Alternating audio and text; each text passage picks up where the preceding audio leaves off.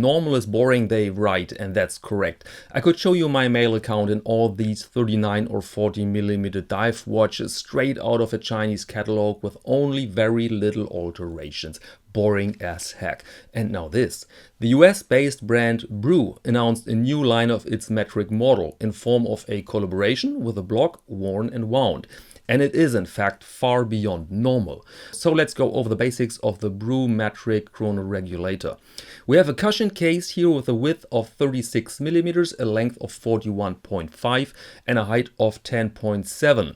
Lug width is indicated with 19.875, but that number doesn't make so much sense because we have a set integrated bracelet on that cushion case. The watch has a sapphire crystal and is powered by the Seiko VK68 movement. The entire construction is waterproof up to 50 meters. Available now will be 3 models, 3 different dial colors: moss green, ruby red and sky blue. Each model is limited to 200 pieces and every watch goes for $519 or around 480 euros, stated without VAT. So before we discuss the design, let's examine the main functionality. What is a régulateur, as the French say? Easy. Seconds, minutes and hours have their own dial or sub-dial. You might have seen the classic Chrono Swiss regulator where the layout is very clear. Here it's more complicated because of the chronograph function and some other goodies. But you see the hours in the sub-dial on position 2 divided in day and night time. On position 6 we found our seconds, and the main red hand, the big one, is for the minutes.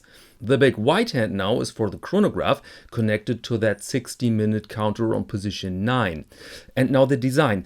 Let me put it that way, I will not buy this watch immediately, but when I spot it on somebody's wrist, I will certainly ask the person if I could see it from a closer distance, because it's so much fun to see it. The design reference is that period, I think, late 50s to 70s. We basically have one of the early color TVs with that cushion case. All the signal elements on the dial are not really special alone, but they come with a bold chaos of structure and color. We see grainy textures, vinyl-like decoration, and of course color accents. The moss green here I don't find really appealing, to be honest, but that changes dramatically in case of the blue. And seeing the red here, I had to think about famous Wes Anderson movies like Asteroid City, The French Dispatch or The Grand Budapest Hotel. And of course the US-based brand Brew and the block Worn and Wound. These two parts of a collaboration, they know exactly about this reference. Look at the props here, look at the models. They want us to reenact our personal Wes Anderson experience with this watch. Problem, when you take away models and props, the watch could lose a big part of its magic and could become just a quirky timepiece. Depends a bit on our personal style and our capability to dream a dream again with open eyes. But question now, why do they make that dream so complicated? Isn't that risky? Well, they say it's an eccentric watch for eccentric people, and I believe them because there is simply no other reason to do something like that. It's a brave decision with a risk. Even a dress watch lover like me is slightly concerned about the legibility of this watch. Last point is the price. Smidgen higher feel because, bada-boom, this movement is a battery-driven thing. It's a quartz caliber. So I'm not sure if these 500 plus are justified, but they really went some work into the project. I have to give them that. And so despite these slightly critic comments, I see this watch as an enrichment, 100%.